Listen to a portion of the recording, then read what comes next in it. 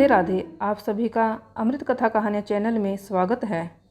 पार्वती जी ने अपने पुत्र गणेश जी से पूछा, हे वत्स, वैशाख महीने की चौथ को किस गणेश का व्रत और पूजन करना चाहिए? गणेश जी ने कहा, हे जननी, वैशाख मास की चतुर्थी को वरकतुंड गणेश का व्रत और पूजन करना चाहिए और कमल गट्टे से बनी भोजन सामग्री का प्रयोग में लाना चाहिए।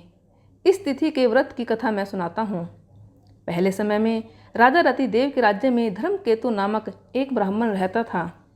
उसके सुशीला और चंचला नामक 2 स्त्रियां थीं। धार्मिक विचारों वाली सुशीला सदा व्रत और उपवास किया करती थी, किंतु चंचला कभी व्रत उपवास नहीं करती थी।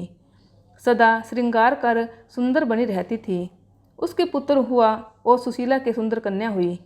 चंचला ने पुत्र की खुशी में प्रसन्न हो सुशीला से कहा, तू सदा व्रत उपवास करती रहती है, फिर भी तेरी कन्या उत्पन्न हुई और मैं कभी भी व्रत उपवास नहीं करती, फिर भी मेरे सुंदर पुत्र उत्पन्न हुआ है। अपनी सौतन के मुख से यह बात सुनकर सुशीला बहुत दुखी हुई और बड़ी श्रद्धा तथा भक्ति से गणेश जी की स्तुति करने लगी। उसकी भक्ति से प्रसन्न होकर गणेश जी ने उसे सपने में दर्शन दिए और कहा कि तेरी कन्या के मुंह से मोती आदि रत्न निकला करेंगे और बहुत शीघ्र तेरे सुंदर पुत्र उत्पन्न होगा। थोड़े समय बाद सुशीला के पुत्र उत्पन्न हुआ और कन्या के मुंह से रत्न निकलने लगे। इस प्रकार सुशीला धनवान बन गई। धर्मकेतु कुछ समय बाद मृत्यु को प्राप्त हुआ।